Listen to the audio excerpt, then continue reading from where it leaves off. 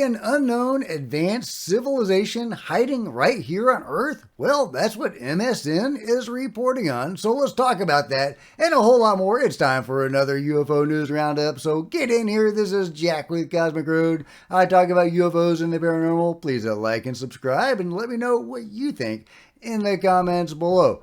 Okay, per Victor Tengerman, Harvard scientists say there may be an unknown, technologically advanced civilization hiding on Earth. What if, stick with us here, an unknown technological civilization is hiding right here on Earth, sheltering in bases deep underground and possibly even emerging with UFOs or disguised as everyday humans? In a new paper that's bound to raise eyebrows in the scientific community, a team of researchers from Harvard and Montana Technological University speculates that sightings of UAP may reflect activities of intelligent beings concealed in stealth here on Earth, and or its near environments, and or even walking among us. Now, I have already done an episode on this. I think it's really exciting. This new scientific paper, an actual scientific paper talking about Atlantis and cryptids and other possible reasons behind UFOs other than simply nuts and bolts craft from another planet. I think that's super exciting. I wanted to cover today because it's been covered by MSN and also The Hill, and I think other places as well are now covering this. This is what happens when you get mainstream science engaged in the UFO topic. You have mainstream media reporting on it. I love it. We've got MSN and The Hill talking about Atlantis. This is amazing. Or an alien civilization that has remained undetected here on Earth. This is huge, guys. We're actually winning the war, the UFO disclosure war. A lot of that is engaging the public's attention. And first to do that, sadly, you really kind of have to engage mainstream science and mainstream media. And that is what's happening, guys. I love it. This is great news. In other weirder news, okay, we'll get to that in a second, but check this out. Reported birth of a rare white buffalo calf in Yellowstone Park fulfills Lakota prophecy.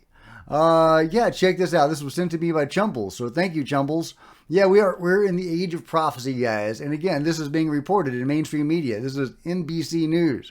The reported birth of a rare white buffalo in Yellowstone National Park fulfills a Lakota prophecy that portends better times, according to members of the American Indian tribe, who cautioned that it is also a signal that more must be done to protect the earth and its animals.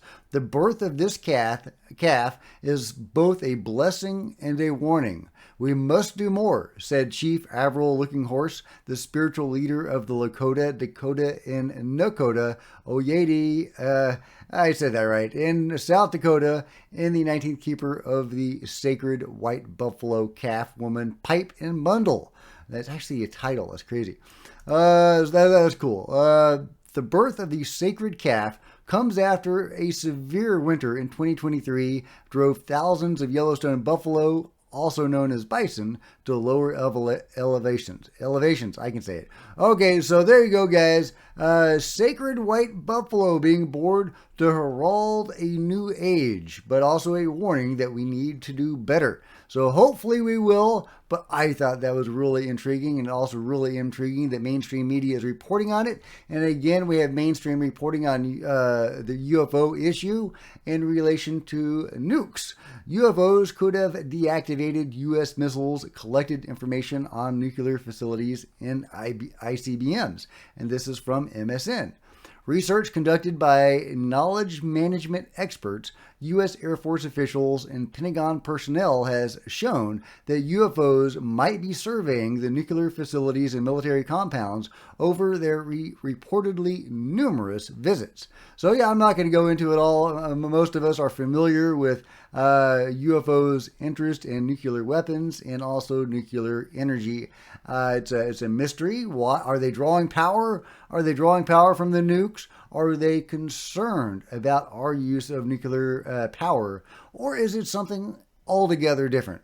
We just don't know, but I love that mainstream media is really digging in and reporting on UFOs, not in a wink wink, nudge nudge, tinfoil hat kind of way, but actually honestly reporting on it. Oh, and it looks like that MSN piece by Victor Tinkerman is actually a rebroadcast of his article here on futurism.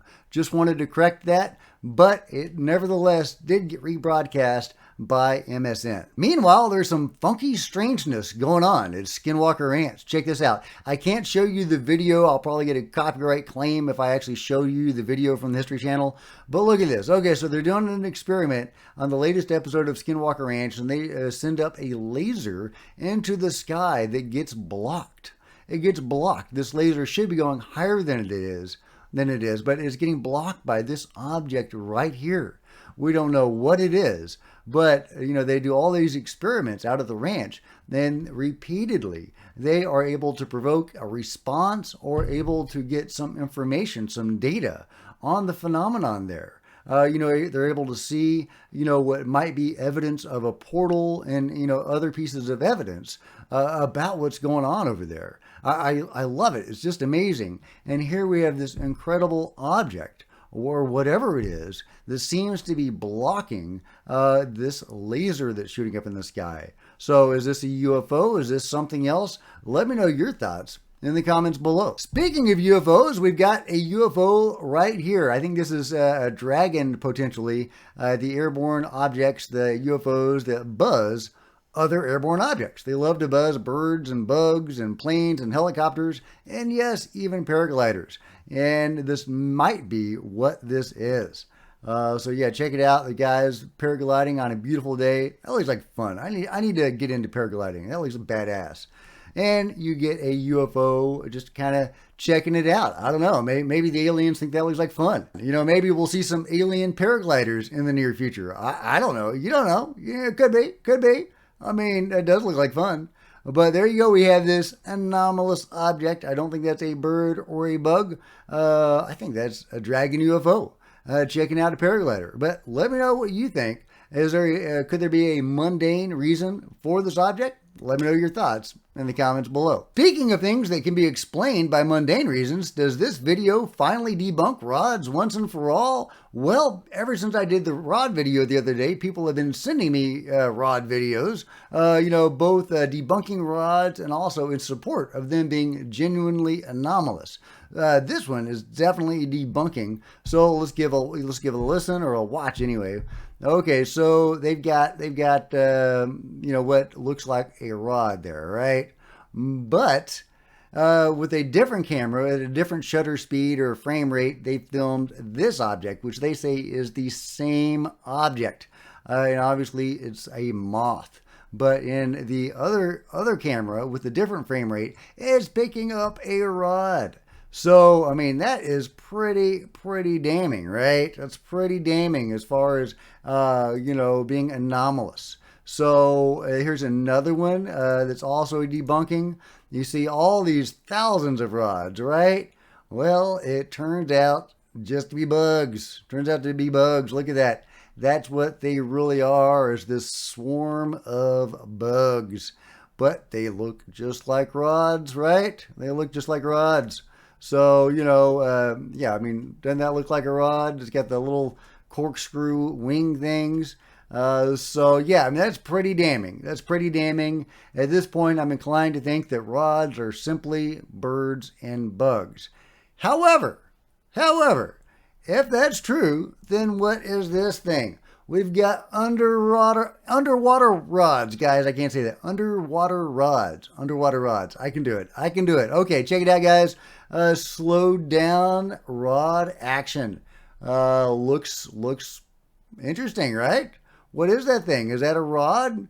And it doesn't have the corkscrew wings, but it's the same general size and shape of a rod, and it's going super fast underwater.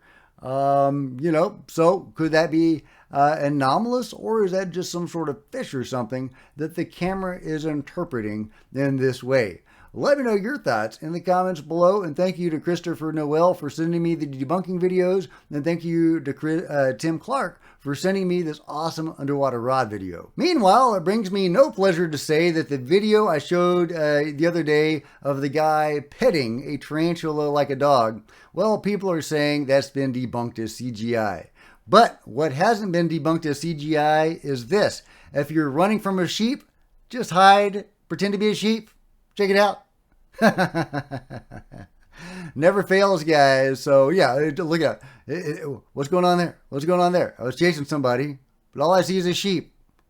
Yeah, okay. So if you are ever on the run from a sheep, be sure that you have a sheet to throw over yourself. And make sure it's a white sheet. Yeah, so you can fool those sheep. Word to the wise. Meanwhile, a new statement from Lou Elizondo. He says, as most of you know, intimidation and media defamation are rampant. For those of you interested, my attorney, Ton McMurtry, wrote a book called Dismissed and tells the story of how the infamous Nick Sandmann case opened his eyes to the agendas that surround all of us. It's informative and relevant. As you know, I am apolitical and will endorse either side when appropriate, and any side for that matter that challenges the status quo. Love it. All right. Well, we are definitely fighting the status quo with UFO disclosure, and that seems to be what's on Lou's mind, and he is talking about it, shouting it from the rooftop. So I wanted to share that with you.